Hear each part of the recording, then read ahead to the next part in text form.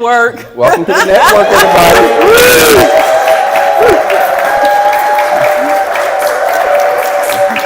Wow. That's be like 1,000 people here. It is. It's they can hear it. It's 1,500. It's because we're celebrating a wonderful legacy tonight, and it's Friday night, and Vernon Jr. said we just got paid, so we good. We're good. Y'all just got paid. They're like, oh, we retired. We don't know about getting paid anymore. Ain't nobody getting it. Ain't the third of the month yet. So ain't nobody. It's getting close. Getting close to the end of the month. I'm just asking for the other people. I'm just down asking. to the end pieces of the bread loaf now. I know, right. Using the little strawberry packets from Chick-fil-A, little grape packets. No, you're telling on yourself now. You're telling on yourself. See, you rich. We didn't have grape packets. Oh, you didn't? No. We didn't have grapes. Oh my. Was it snowing uphill? 5 miles to school, right? In the country, you know, country. Y'all give it up for Brian Wire. Okay. And give it up for Robert Rashad, please. Robert Rashad. That's all right. I'm coming on off of your applause. Okay. Brian is flying with Hey Harriet when we catch up here. Brian is flying solo tonight, so. Y'all laugh at all his jokes, okay? Because that's what Harry would tell us, to laugh at all his jokes. You got a joke for us? No, ma'am, I do not. You know what? No. I just set you up for like laughter. No, I don't. You don't? I don't partake in a joke. No. All right. Well, we're glad you're here. Happy almost end of the summertime, and happy Children Going Back to School Month. Yes.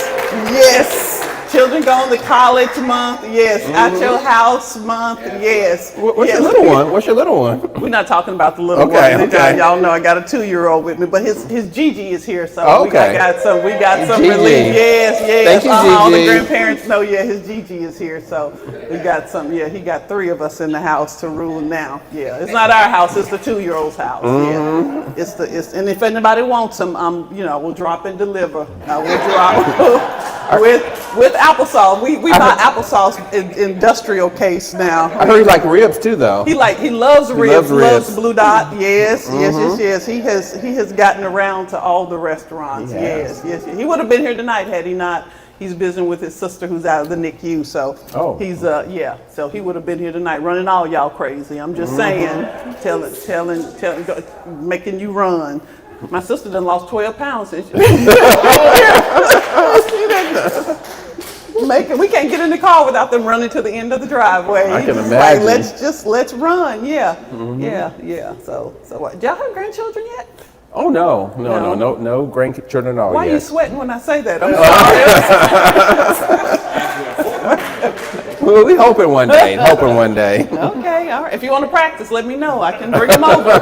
Drop them off. Bring them. I will bring the box of applesauce too. And some ribs. I'll get some ribs for her. Well, okay, good. You like applesauce and carrot juice, and we good. Y'all give it up. We are live streaming on WBQP TV all the way on the Gulf Coast. So give it up for WBQP TV, the Watsons. Yes.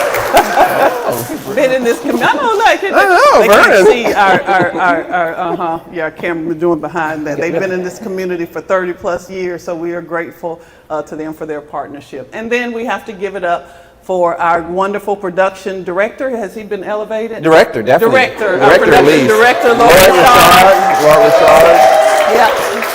Yeah. If we're on Facebook Live and they can't hear us, it's Lloyd's fault. So if y'all can't hear us, A, B, C, D, E, F, G, West Side, I'm just saying, they can't hear us. East Side, I don't know which one. North Side, South Side? I'll go East Side. Just go East Side? East Side. Oh, you bougie. Okay, all right. All right. Well, let's, before we move on, we have lost and some of the reason that some of you are here, that we have lost a great man, a great hero, a great friend to a lot of us, and a friend to humankind, Reverend H.K. Matthews, Reverend Hawthorne Conrad Matthews, who made his transition at the young age of 97 years old. Yes, on Monday. So give it up for that. Yeah, that he did the darn thing. Les Humphrey famously said, which is at the Brownsville Library, that if you won't say, a man who won't say something won't do nothing. And so Reverend Matthews always said something, even as he ticked some people off. in his doing, he did something. So we certainly continue to pray for Mrs. Matthews, Miss Bobby Matthews in Bruton, her daughter and son and their extended family. Chris and Dreyon, we just want to let them know that we're praying for them and keeping them. Yes, so, yeah, definitely. Yeah. Y'all give it up for Reverend Matthews. Yeah. And his services are going to be next week. And I know Vernon has already said that WBQP will be live streaming that in Bruton, Alabama on Friday. And to that end, his good friend Ellison Bennett is here, and so we want to invite him up. Ellison, would you come on up? Ellison is making the effort. Yeah.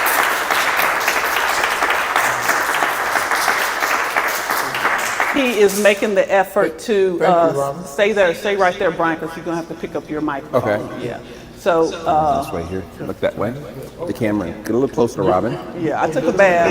There we go. There we go. Yeah, he is making the effort to take a bus up to the services on Friday, and so we want him to talk about that. But then I just wanted you to say a quick word about your good friend too. Great leader. Okay, that's quick. that's the quickest Ellison has ever talked. 1, 2. 2 words. Robin, Go ahead. Tug my coat. Yeah. Sit down, Ellison.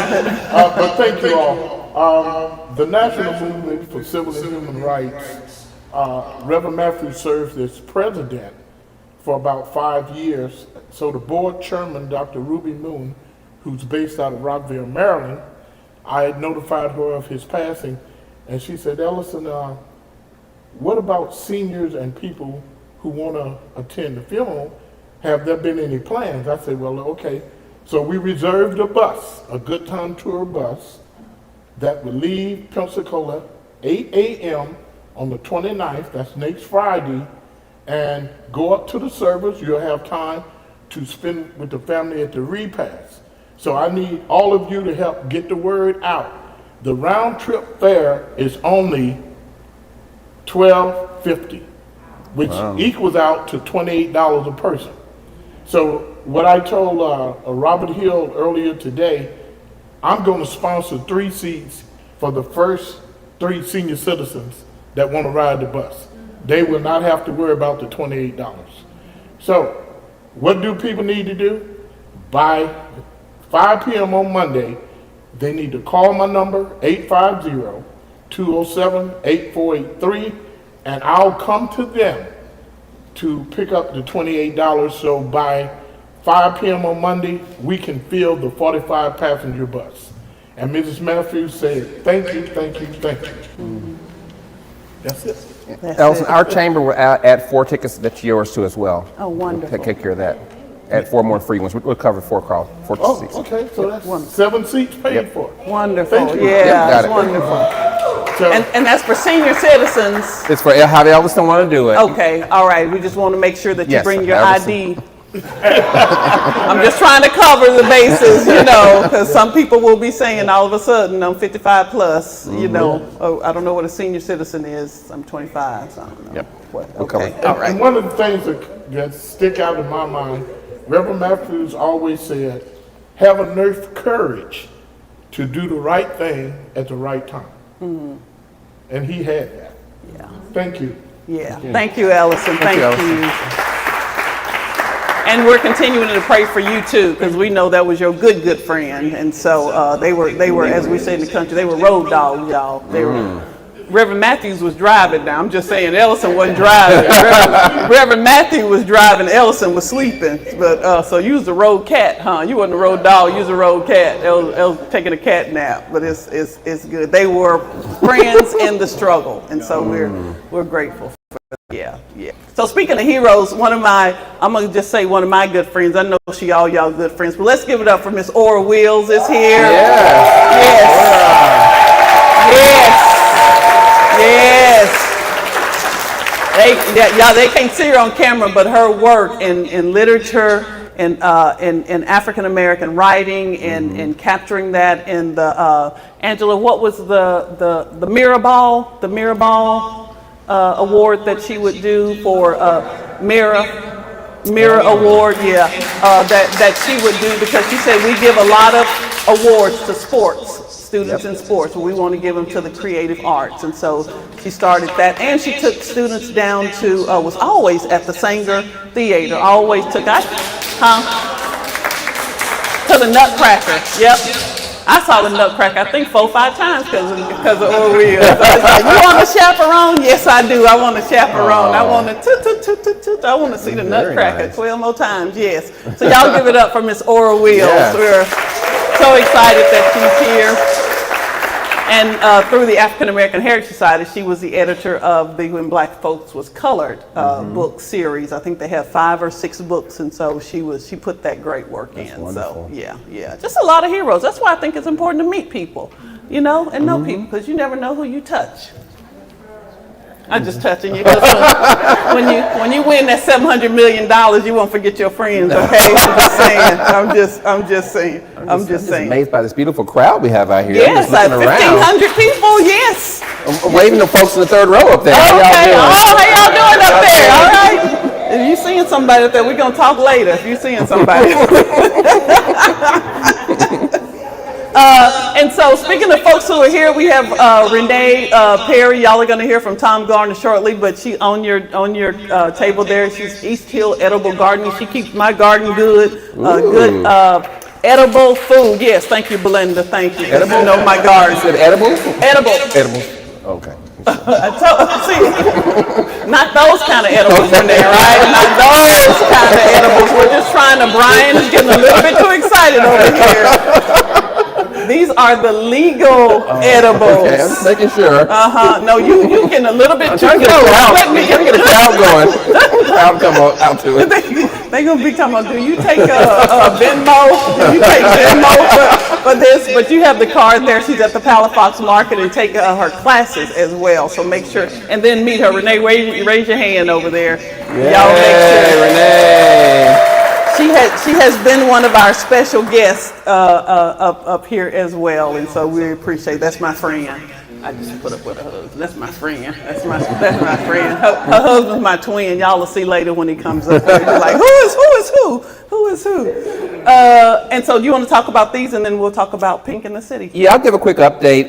It's been a busy month so far. We had the Southeast exclusion cohort taking place here on Tuesday. It was a great event where minority business, women businesses got a chance to express what their needs and thoughts were. The city of Pensacola partnered to win a grant, and if all the inputs go back in, we apply for a larger grant to help out minority and women businesses in our community.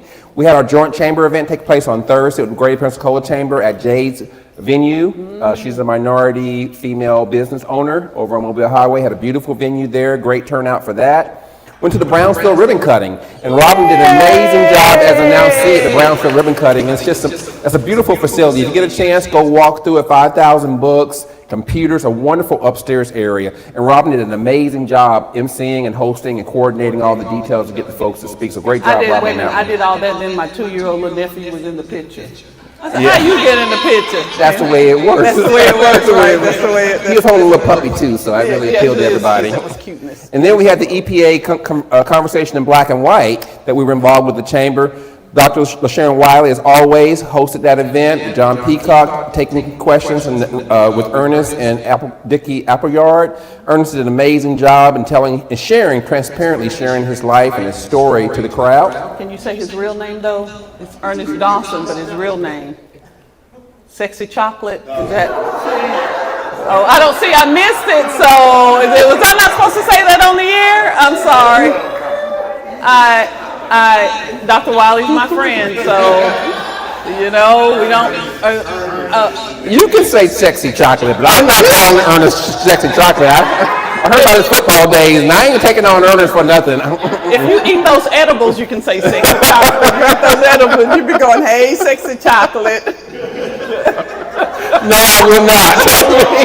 I will not. Ernest says, move along. The whole internet world knows about Sexy Chocolate now. Anyway, Dr. Wiley did an amazing job at that, and we had almost 200 attendees there. people from all walks of life in the community. Great event.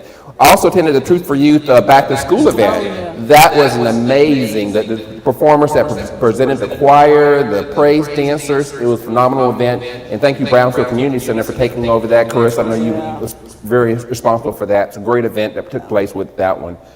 Future-wise, I got some flyers on your chair, but we're having our supplier development exchange next Thursday.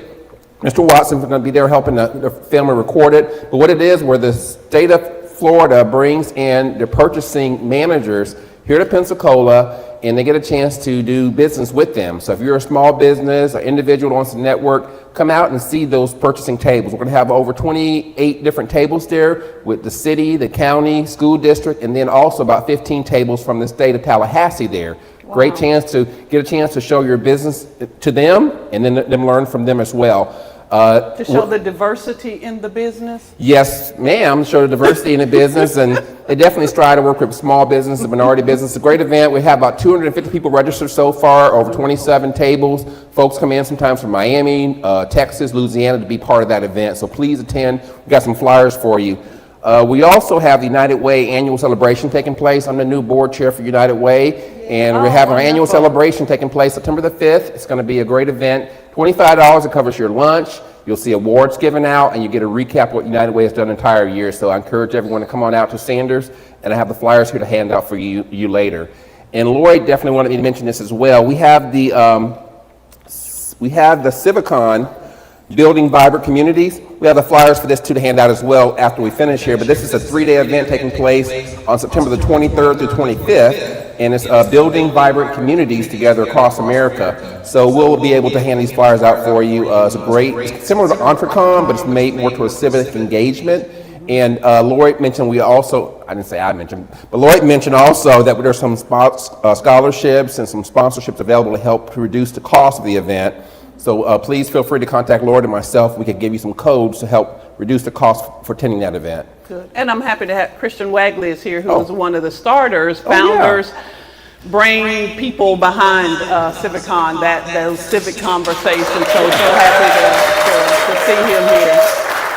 He heads Bike Pensacola now, so I don't know if he headed, but you know.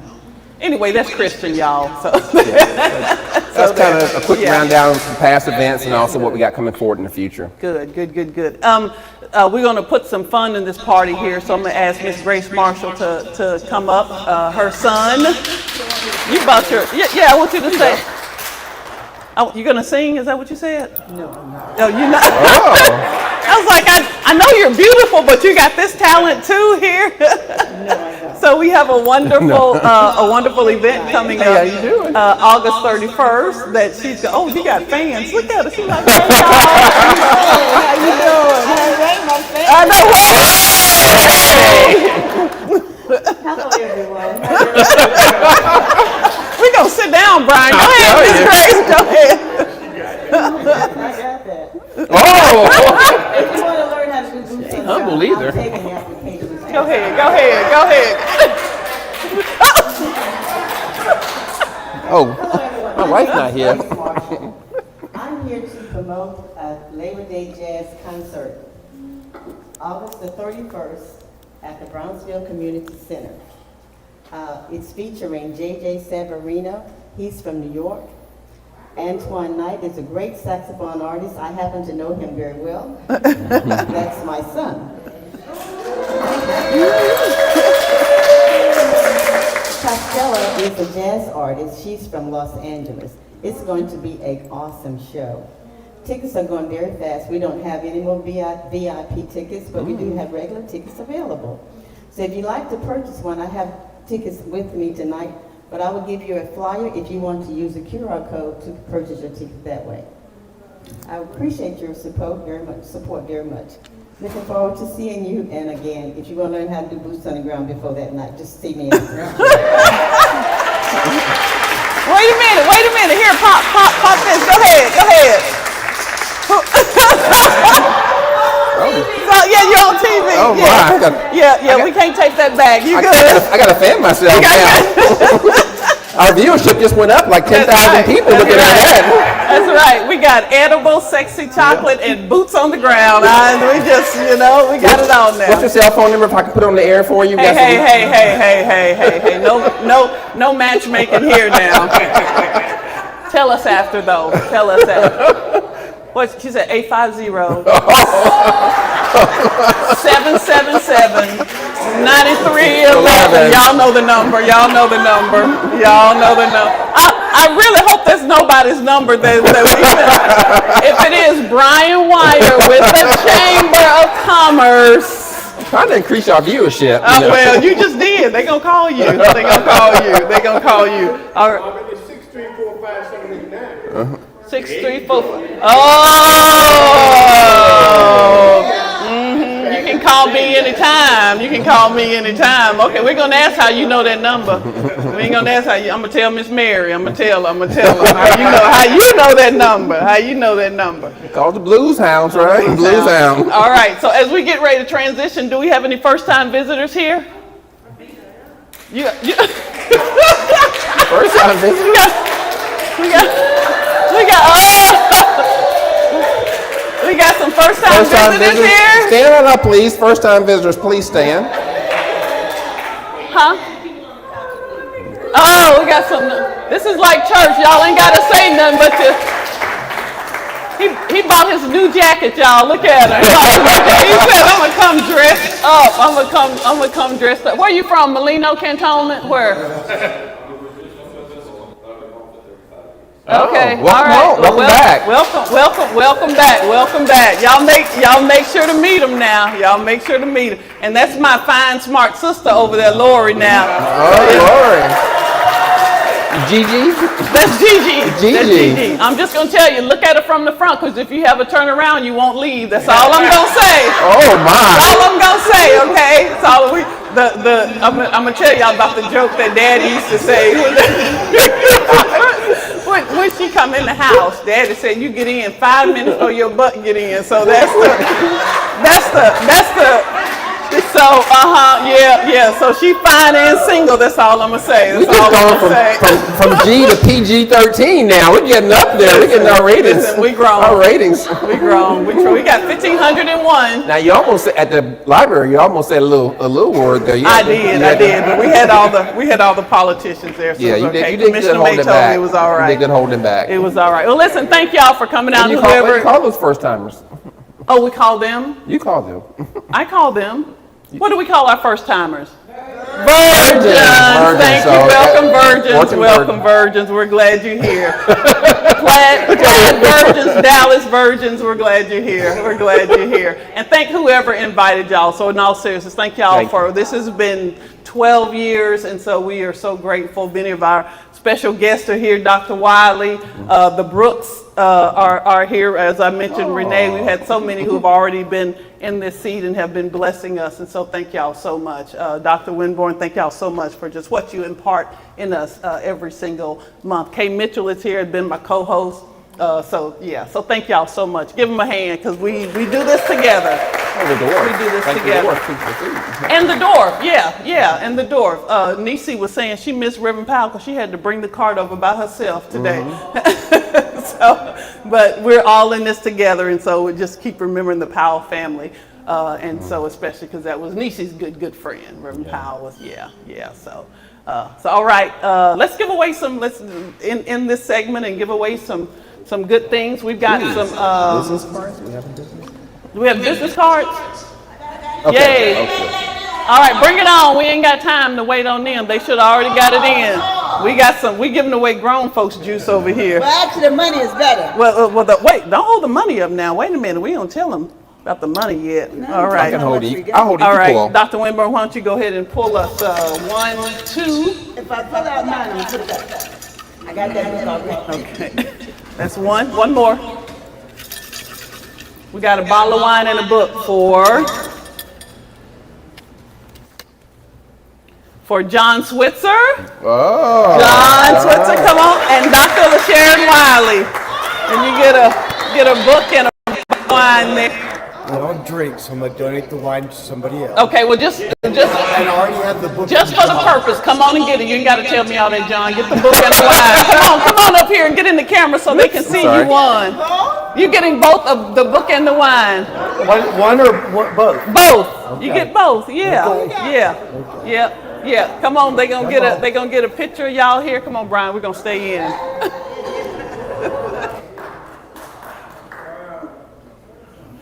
All right. Y'all give it up for John and Dr. Wiley. You're supposed to give him Larry and Bridget's wine. Let's look at that. Oh, wait. Oh, she took the. Oh, I hate to be that sort of person, but that's not the wine. It's that one. Can we have that other bag back? Give it back, sexy chocolate. Come on, give it. We didn't mean to do that. We didn't mean to do that. It was that. It was that other one. It was that other. Thank you. It was that other one. So, do we want to go ahead and give that away let's now? go ahead and give it okay, away. so let's pull one more, Dr. Winborn. We're gonna pull one more. We got some champagne courtesy of Team Brooks Real Estate. Yeah. If you need real estate, call Team Brooks. Commercial paid for by Team Brooks. Okay. Kay speaks. Kay, come on down. Okay, yep. Come on down and get Larry and Bridget. Can you get, let's get a picture. And it actually is a sparkling wine and a gift card to Lowe's. So you can wine and work. That's Wine it. and work. What? Wine and work here.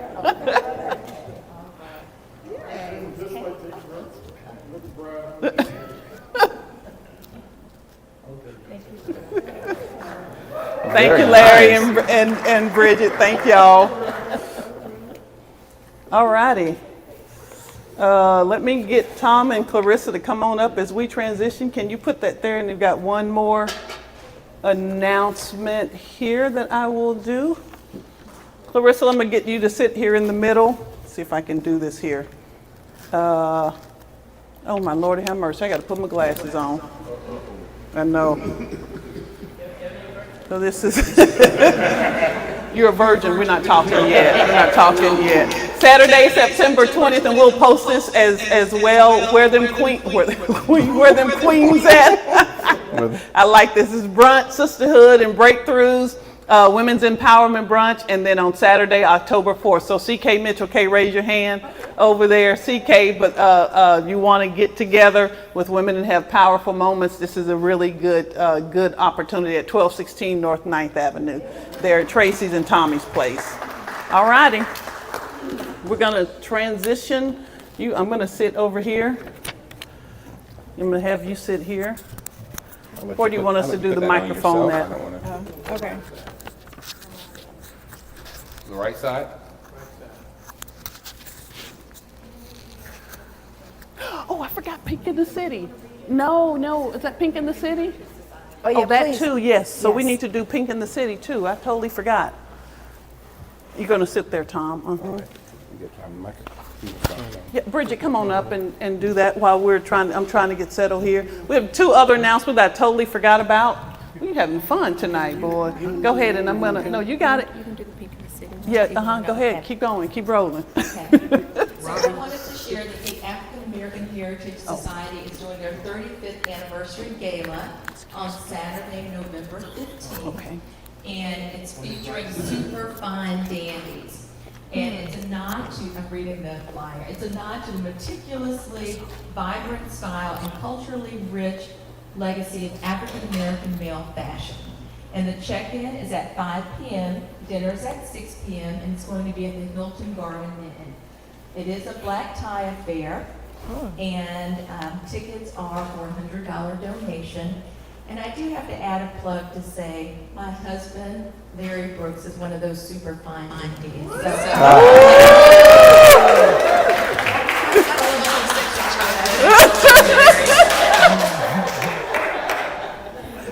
I hope that you will consider attending because we are very excited about the 35th anniversary. So an exciting, fun event that will just be a celebration of all that the society has done over the 35 years that they've been in our area. Thank you. Yeah, thank you.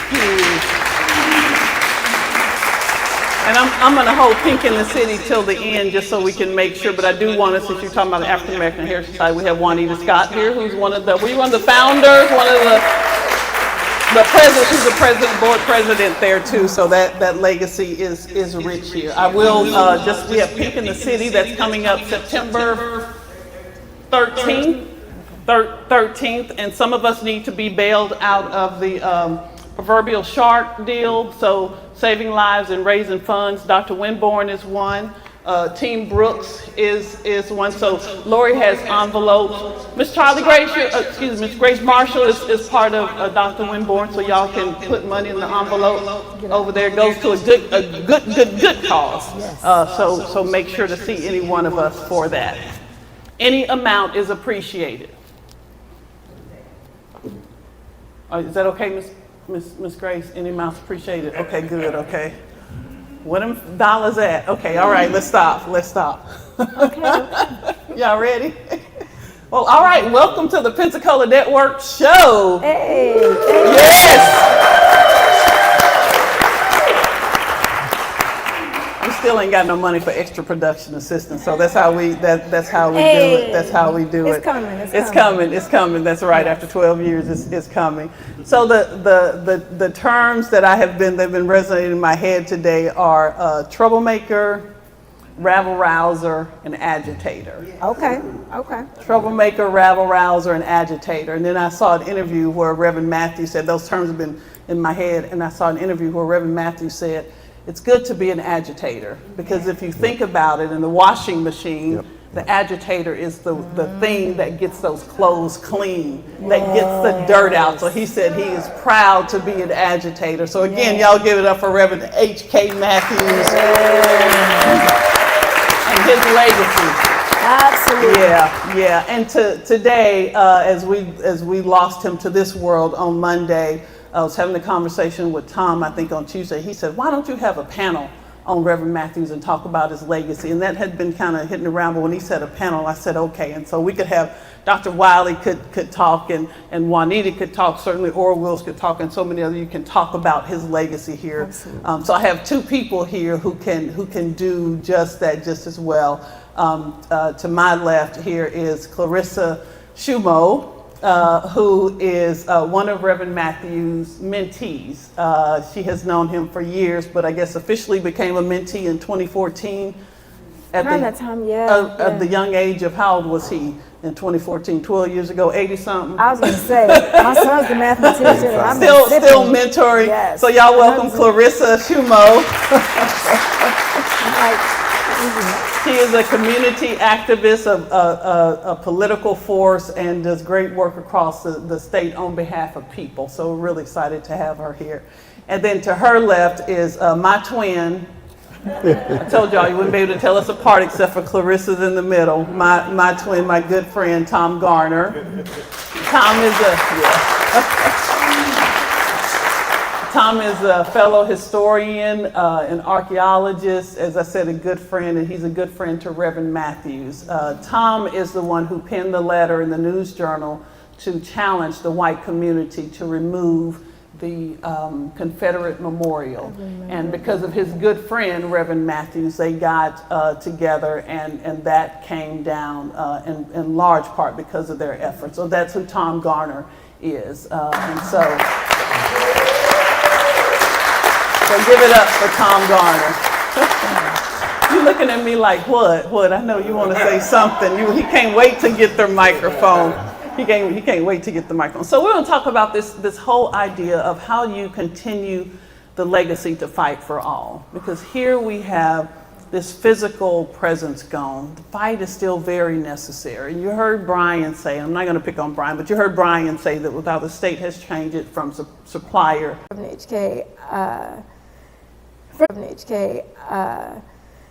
First of all, his voice just captured me, and he was speaking, and he had asked me a question. I was trying to remember that question he asked me, and I was thinking, what I do remember about that is just wondering, like, why is he asking me that? But as we had the conversation, continued the conversation, I realized why. He just wanted to know more about who I was and where I was coming from. And he's a great listener. He encouraged me because within that conversation, I was just talking about the frustration of doing protest and to what end. We've been doing this for how long and how much longer do we have to do this? And it's like, as long as we have to. And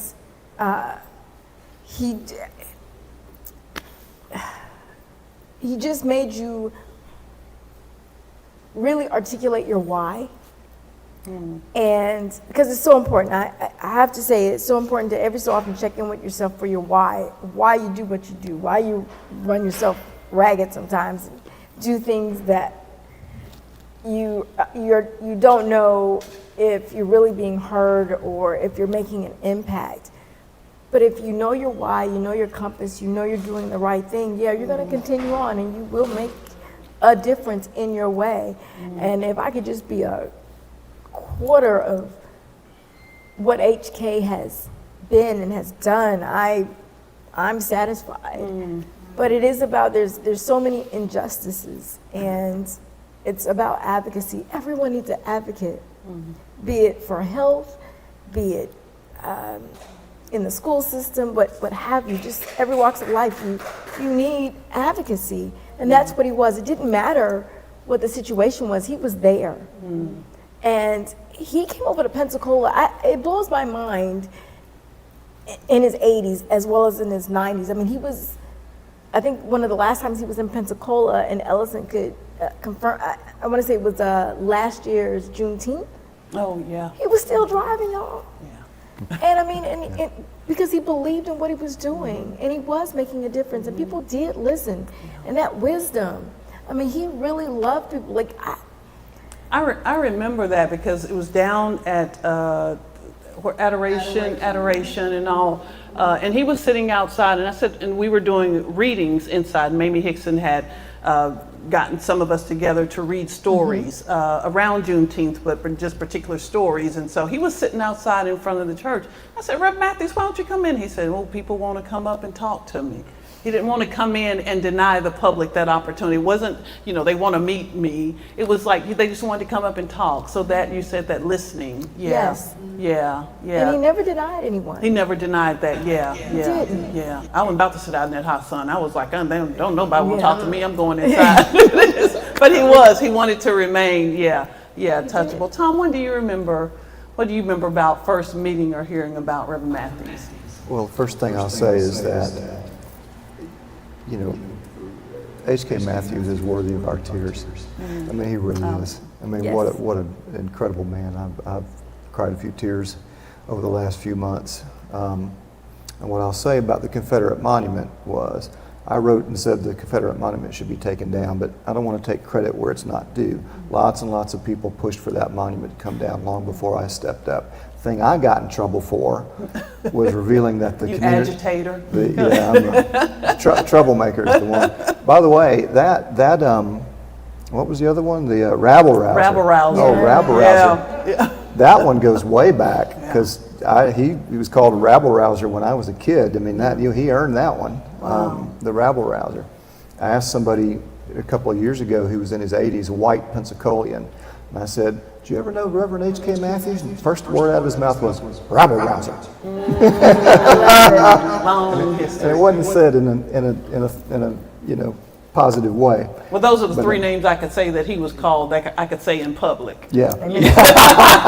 He was called some other names he was quite frequently that I can't repeat now. But anyway, I got in trouble for, amongst other things in my life, I got in trouble for revealing that the community's flagship history museum was named for T.T. Wentworth Jr., the former head of the Ku Klux Klan.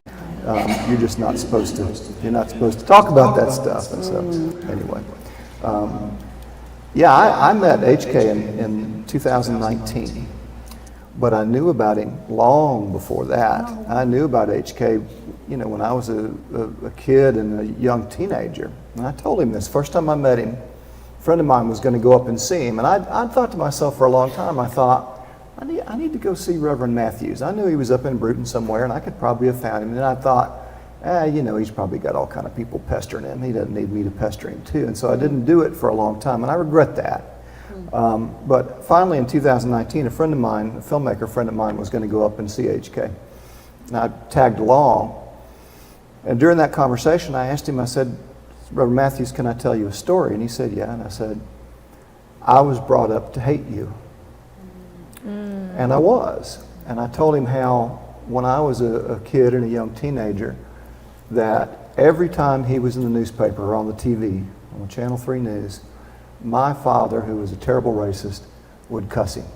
And I said to him, HK, you were on the radio, you were on the television in the newspaper a lot. And I told him about, having grown up there, in a racist household. And I was telling LaSharon here a minute ago that the first member of the black community I ever spoke to, that I ever interacted with, I was 14 years old at Escambia High School. I grew up in a white bubble. White neighborhood, white church, white Boy Scouts, white school. I went to a local Christian school that you guys probably know that was identified recently, last few years, by historians as a segregation academy. You guys know that term, where these Christian schools were created so that white students could escape integration. And so I told him the story of my life and how honored I was to meet him. And by the time I was finished talking, there were tears rolling down his face. And this is one thing I regret, is I never got to ask HK. I said, HK, why? What moved you about that? And I think it must have just been that this white kid could come up in that environment, but also escape it, And I did escape it. My brother did as well, as it turns out. So that's the first time I met HK, and I just, I've been a troublemaker in the community. Over the past 20, 30 years, I've been an environmental activist and a political activist, and more recently I've tried to get into, some of the historic racism that took place in the community. I'm a local historian. And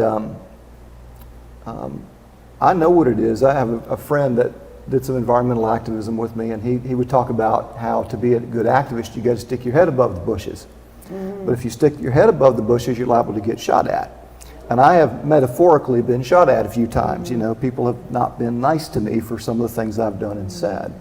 So I know a little bit about what that feels like. And I look at H.K. Matthews and I'm just in awe. I mean, my jaw is just on the ground. I think about so being shot at. I mean, he literally was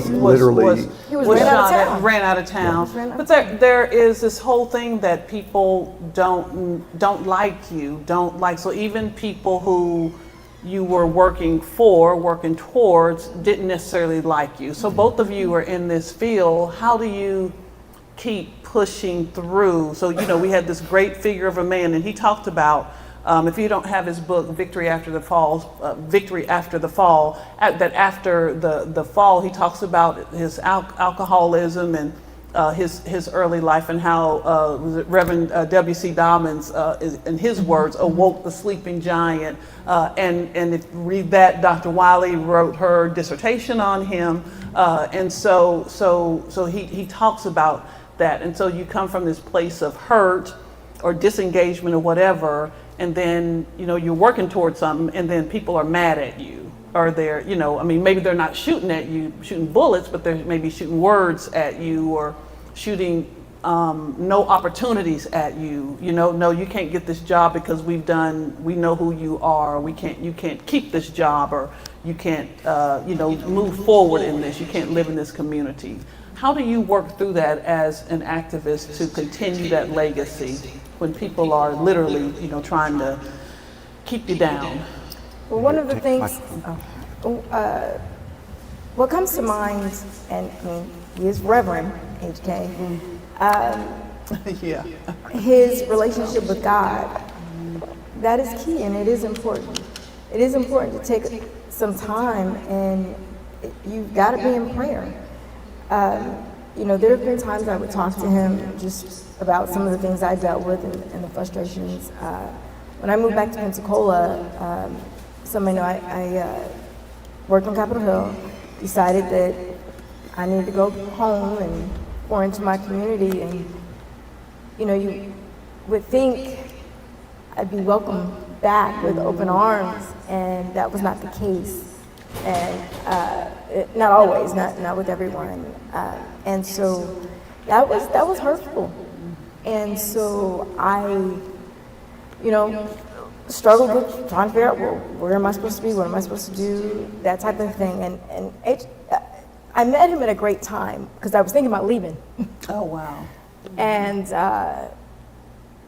he had me realize that, no, your fight's here. There's a lot of us already there. Your fight's here. And but I'm not going to tell you what to do, Clarissa. Go pray about that. And You're like, no, tell me what to do. I don't want to pray right now. I want you to tell me. I was. That is exactly. Yep. You know me. Yeah, I know him. So, both of you, yeah. And so, and that's exactly how he directed me. He was like, no, I need you to pray about this. And there were four. I was talking to Haley Morissette. Many of you know her. Haley, So there were Trina. four of you during this time that you. For these mentees around this 2014 period, she was telling me. So tell me about that, how Oh, my y'all goodness. came to be a mentee. Whew. Okay, so my memory's bad. I wish Haley was here. She's younger than me. We were just talking about what was going on and being a part of making a difference. I remember when Trayvon's verdict was read that there was a thing I was at that night, and that happened, and my son was with me, and so I, went downtown, and some people know this story, but I talked this young man into putting a gas can back in his car because he wanted to burn up the courthouse, and I'm like, this is not how we're going to do this. And my son was tripping because he really wanted to go home and, just be with himself, all these young men processing. And so I'm like, HK, I'm not sure what to do here with this. How do I do this? What do we do with our young people? How do we help them with processing? And it was about being in the fight. They've got to learn that they're a part of this, and there's a space for them, there's a position for them, and there's a position for you. And here's what we're doing, and here's where we're going, and this is what we're going to do. And the protest came out of that, and the various things that we did. And I mean, I went, slept at the governor's mansion. I did the sit in there. Yeah. The sleep in. Yeah, and I took some kids down, and he was like, "That's what we do. We make sure that they know what the fight is, because Back to that why. yes, Yeah. because even though it seems things are a little bit more overt than they were, almost, I guess, cycling back. While it is, not everything still is out there. Some things are still done covertly, and it's just understanding that there is a fight, there is a place, and to whom much is given, as much is required. And that is something that he repeated as well, and reminded me as well, rather. And that's really how things came up. And we wanted that wisdom. We wanted to do those things. And you would not know his age by his energy. Yeah. I'm like, are you going back to Bruton tonight? Yeah. I got to get back down that road. I just love the way he said my name. But he would, and he would go back to Bruton and be right back in Pensacola. Yeah. Sometimes the very next day. Yeah. And it's just, and it's his example, not even just all of what he said, but just how he lived, that, okay, now if he can do this, okay, Yeah. I got to stay in this. Yeah. Tom, you it's not lost on me that you're white. Really? We're twins. How did this We're happen? twins. I know. I don't know how it happened, but we're twins. Light skinned. Krista said she thought he was light skinned. So is there a noticeable difference for you in how Reverend Matthews was treated in the Black community, in terms of this? So that same question: how do you fight through when people are, throwing these daggers, these bullets at you? And then what you saw, and I know you talked about that early example, but did you see a difference based on race on how that fight, that pushback on the work that you were doing versus the work that Reverend Matthews was doing? I've thought about this before this question. Why? Why do you keep banging your head against this wall, you know? And I think there's something, you know, temperamentally or genetically or something, and some of y'all in here know this, where you just cannot let an injustice go. You know, it's like, and you'll get knocked down, you say, I'm not doing this anymore, and I'm tired of this, and people I loved and trusted have stabbed me in the back, and, you know, and so forth and so on. And, or maybe it doesn't let go of you. Oh, Maybe that's what it is, you know? That's powerful. What I have learned over the past 30 years is how to channel it better, how to strategize. One of the hardest things to figure out is when to not do, right? When to, you know, you're champing at the bit to do something, and you hold back. And I don't know, I'm sure this is true of HK, I'm sure it's true of a lot of others, that there's something in you that tells you when it's the right time and when it's the right move and the right steps. And it's hard to wait. It's hard to wait. But when I do, it always works better. Always. You know. I want to say something else about HK too. HK, I loved seeing him, particularly at events like this, because I'd walk up and he'd turn, he'd see me, and he'd get this grin on his face. And I was trying to figure out, what did that grin mean? What was that grin? I'm telling you, it was mischievous. I'm telling you, like he was saying, what kind of trouble you want to go get in, right? And I will miss, Egging you on and I will miss that grin. I love that grin. And I want to say, you know, he had a reputation for being fierce, and he was fierce. Yeah, he was. But he was also kind, and he was also funny. Yeah. You know? Did he tell y'all the story about the whites only laundromat? It was up Y'all know that? it was In up Inslee? in it was up in Inslee, In Inslee. right down the street from where T.T. Wentworth lived. I'm certain, because that Inslee was a hotbed of Klan white supremacist people. And he said they went in there, and each of the protesters, black protesters, brought a piece of white clothing. So let me just go back. So it was the laundromat was attached to a place where they, was it some sort of warehouse or surplus? So the black people could shop there, but they couldn't use the laundromat next door. Yeah, and there were big signs that said whites only. So they each of the protesters occupied a washing machine and put their one piece of white clothing in there to wash, because it's whites only, right? And HK said the sheriff's deputies were called, and they come rushing up there, and Reverend Matthews, what are you doing? He says, well, the sign says whites only. And he said they just chuckled and turned around and walked off. But Now- not before he said they told him to leave. So he said you need to you know, go on and finish and leave. He said not before we drive them. Yes, we're going to finish what we came here to do. So that, to me, if you and that laundromat closed down. He said that laundromat closed down. That's brilliant strategy, and HK was a brilliant strategist. He just Or the time when they he tells y'all have to get the book, and if you hadn't heard, because we can't the time when they were, it was something, was it the telephone company? It was Southern Bell Telephone, and he had everybody go and pay their bill in pennies. And it backed up the line so bad that the white customers were complaining, and so they finally allowed the black customers to work at Southern Bell, because they were tired of getting the line backed up and the white customers complaining. And you know, I'll say that I asked HK a few years ago, I talked with him about this. I said, okay, where does the civil rights movement go from here? Right? This was post Trump won, but certainly not, you know, it was before this current situation we're in.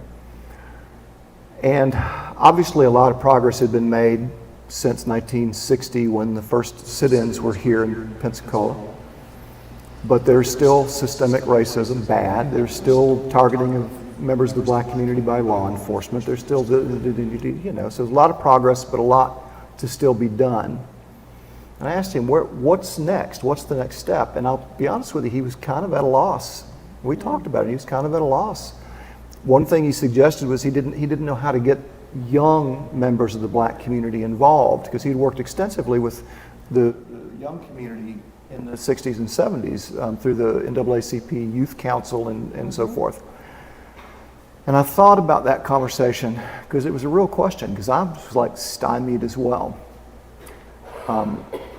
And the answer that I've come up with, and this will be a controversial thing, at least in the white community, is that, and a lot of you here know this already, it's not going to come as a shock to you, the black community is not the problem.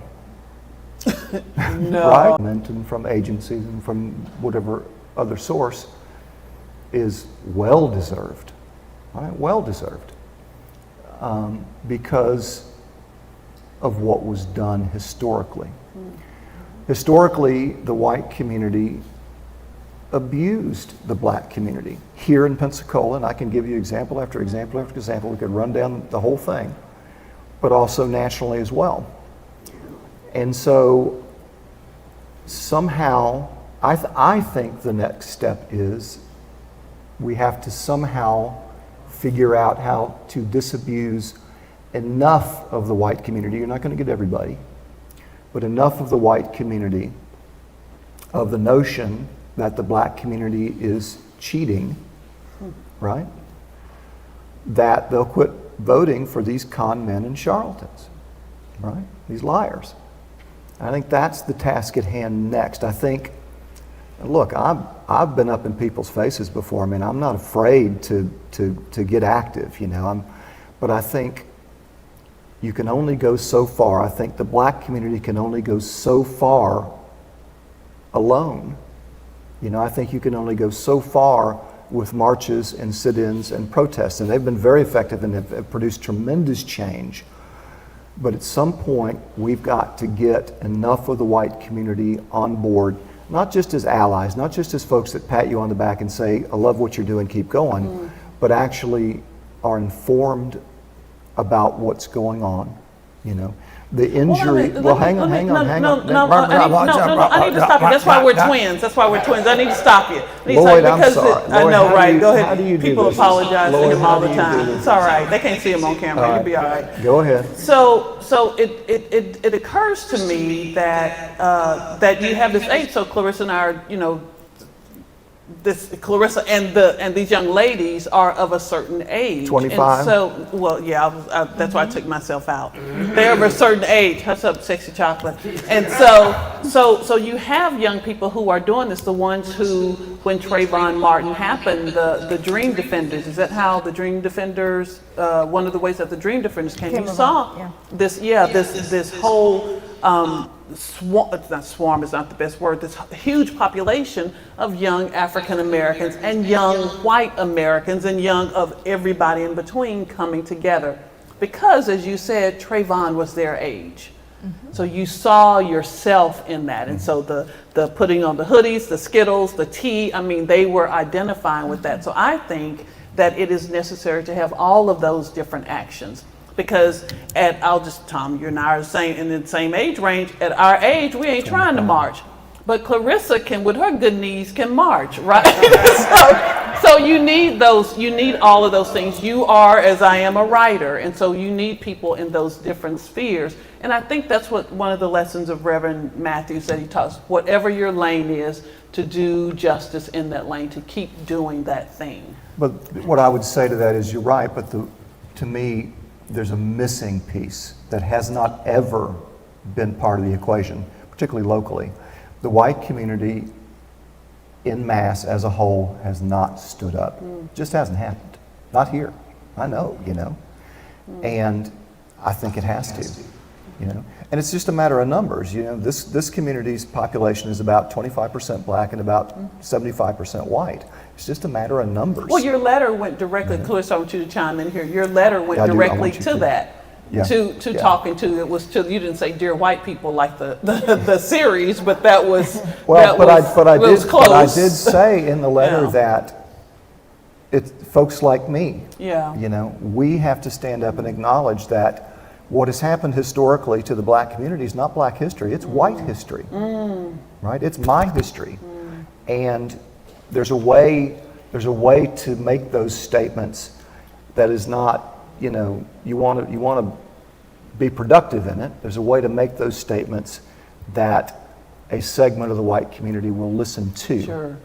But as long as those numbers are there, that 25% to 75%, the black community is going to get outvoted every time. Every time.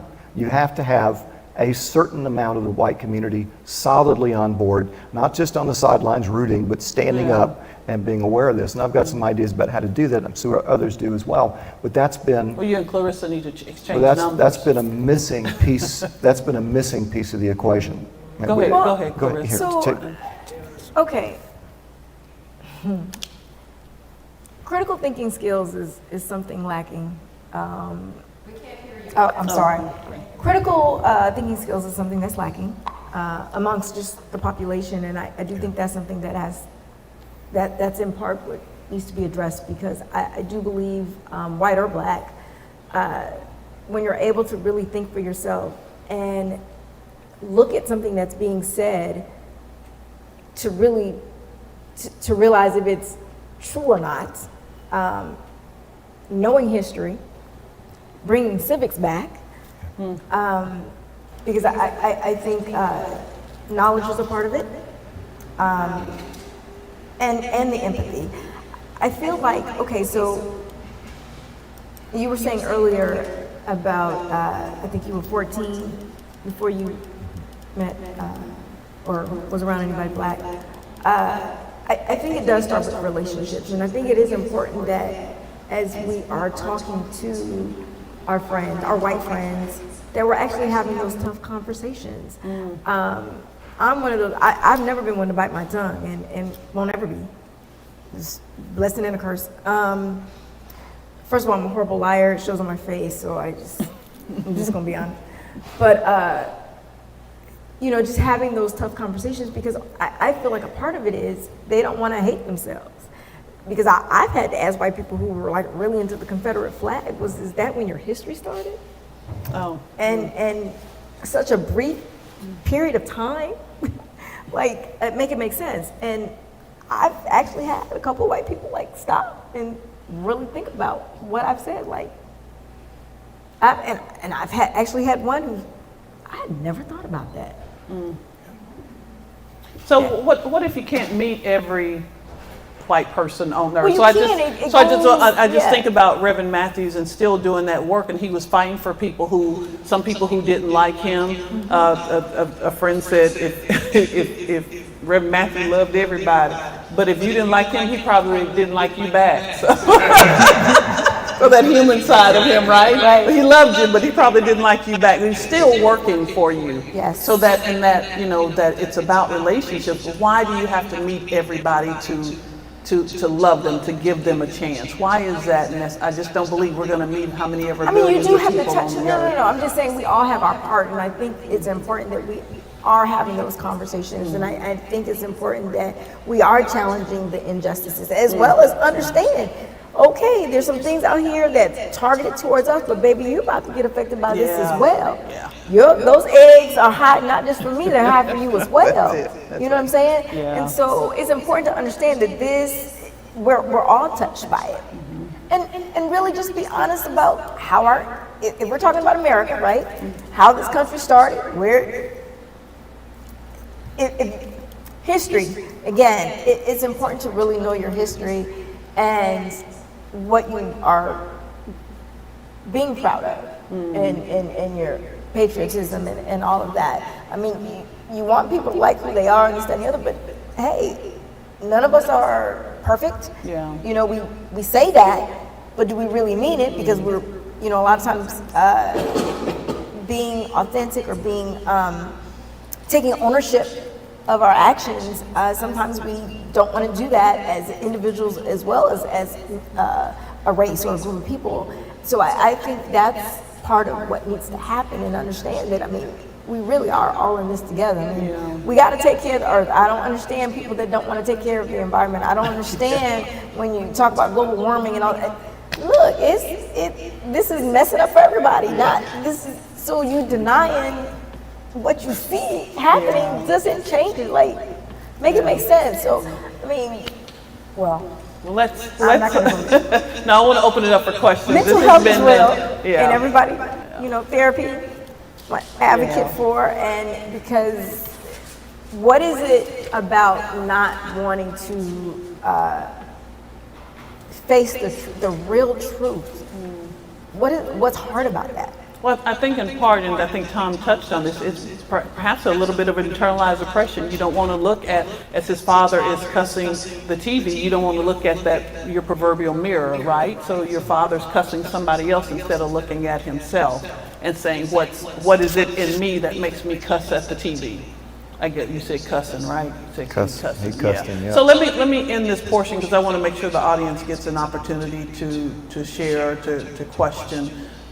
What will be, personally, in 10 seconds, what will Reverend Matthew's legacy be for you?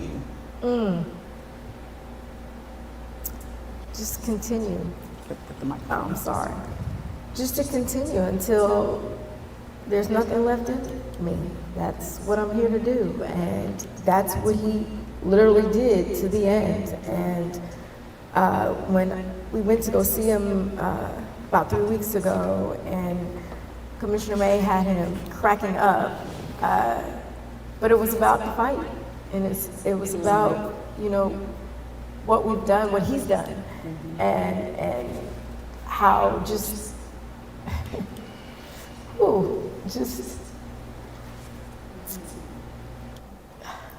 Continue. just to continue. Yeah. And trusting God, focusing on Him, and being open and humble.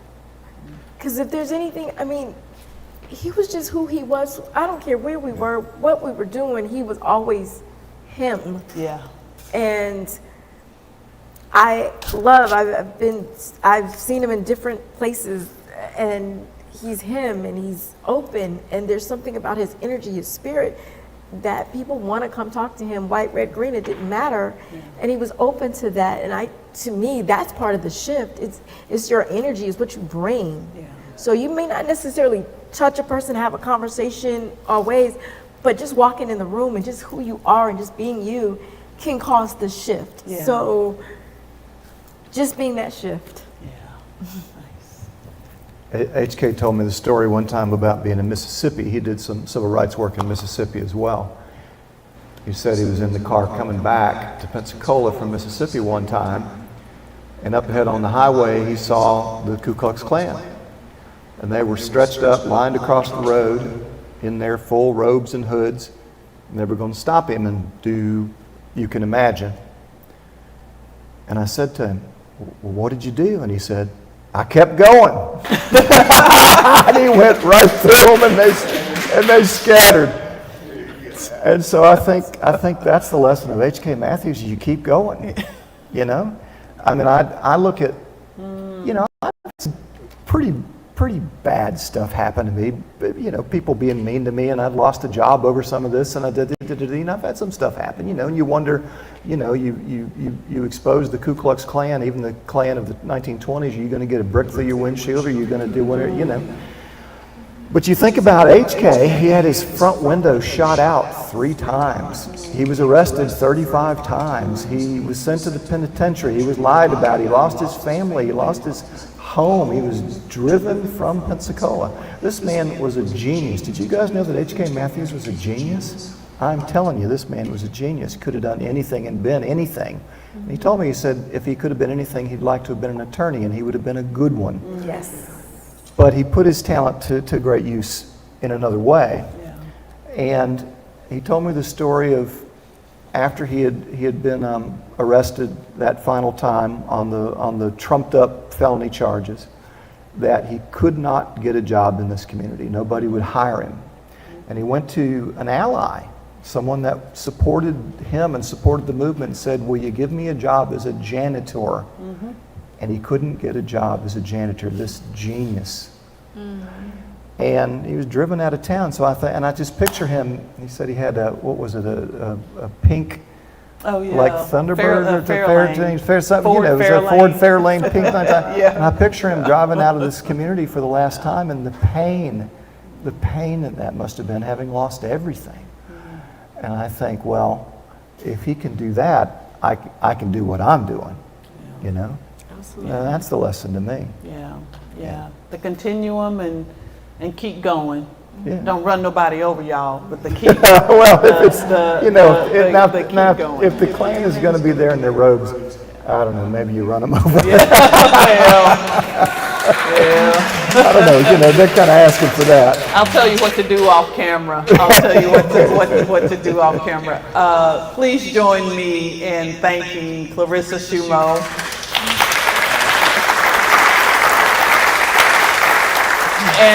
And my twin, Tom Garner. A lot of titles we can give them, but I think one of the most important in this moment is a friend to Reverend Hawthorne Conrad Matthews. So we do want to open it up for questions, but I'd be remiss if I didn't see another good friend over here, but Miss Diane P. Robinson, who was in the fight, former city council woman, and fought on the civil service side for equal justice, and Commissioner Lumen May over here, who is still fighting and Reverend Matthews, good friend. Is there? She was saying I need to let you tell a story. Is there a story that you can tell without cussing? Story. Wait, without cussing. Tom has already talked about the cussing, so you're not a preacher. So, she said Reverend Matthews is Reverend Matthews first, but I think he may have cussed a couple of times. He cussed a going couple up and down times. that road. Okay. All right. He's in heaven then. He's in heaven. Yes, he is. Well, let's open it up for a couple of questions, and then I want y'all to meet people here. So, Miss Grace, can you stand up, please, so you can get you? You have a question? While I was working at the funeral home, Michael Jackson, who was Here, come talk on the microphone. Michael Jackson, who was a funeral attendant. We were having a conversation one day about Reverend Matthews, and he told me, he said, Miss Grace, I had a shotgun. Yep, at the and window. I stayed by the window. Yes, he did. For him to go to sleep. And I didn't know that. But that was knowledge that I didn't know. So you can imagine, he had another friend, he said I was a rabble-riser then, I was there to shoot anybody. That's Michael Jackson. But to know that he did put his life on the line for someone like that just really impressed me. Countless times. Yeah, he told a story the other day about the one where they were at a hotel. He was escorting him, and they were at a hotel, and the door was open when they got there. And it turns out that the Ku Klux Klan, so they asked to change rooms, and that the Ku Klux Klan had gone to that room. Yeah. So Michael Jackson was there. Yeah. I saw one other hand before. Did I? Okay. I didn't. Okay. All right. Well, listen. Please join me again in thanking Tom Garner and Clarissa Shumo. I want y'all to meet them as we remember all of us have amazing stories about it. If you don't have a story, you have still been impacted by Reverend Matthews. Absolutely. And so that worked. And as somebody said, if you didn't like him, he probably didn't like you either, but he loved you. He loved you, and that is enough. So thank y'all so much. Give them a hand. Thank y'all so much. And so let's give away some money. All right, y'all stay right here. Dr. Winmore, we're going to close out this segment. Stick your hand in there. Get your 50-50. And again, thank y'all so much for coming. Thank y'all for helping us to celebrate him. I think, maybe Commissioner, you can tell me, I think that on Monday right here, there's going to be another celebration for him with Sunshine's Corner at 9 a.m. I think she is inviting the public here, and that's on on Blab TV, and then the funeral services, and Ellison has already told you, will be on Friday. We'll talk about a community celebration. Perfect. The community celebration will be here in Pensacola Thursday, August 28th at 6 p.m. at Brownsville Community Center. Yay, yay. So be able to come and celebrate and hear more of these stories and see the mass of the people that he has impacted. So thank you, Commissioner May, for doing that. We have a total of $32 that someone will earn. That means we made 64. You holding your ticket up? Okay, all right. Go ahead. 455-4303. 4303, last four. 4303. 4303. And this, the other half of that goes to Truth for Youth. Again, we've given almost $20,000 because of your thing over these years. So thank you so much for doing that. Wait, we got one. Yay! I bet it's all right to call you Sexy Chocolate now, huh? Come on up. We got to take a picture here. Come on up and take a picture here. Yeah, same. I am too, because I actually got to close down. Come on. Okay, take your picture. Get your money to Dr. Winborn. Will you take a picture with Dr. Wiley, please? Yes. Put that money in front. What them dollars at? How you doing, Commissioner? I got to go close down Westwood. Tomorrow, the Warrior. And again, thank y'all so much. Make all the announcements we'll post on the Pensacola Network site. Thank you to WBQP TV, Vernon Watson Jr. Thank you to Nisi and the Dwarf. And make sure that you meet each other. And all these living legacies right here, make sure to meet each other. All those announcements that you heard. Thank y'all and good night. Y'all stay around and eat. All righty. Give it to Lloyd. Give it to Lord. Yeah. Oh, I'm sorry. I'm going to walk right out with it. That's probably a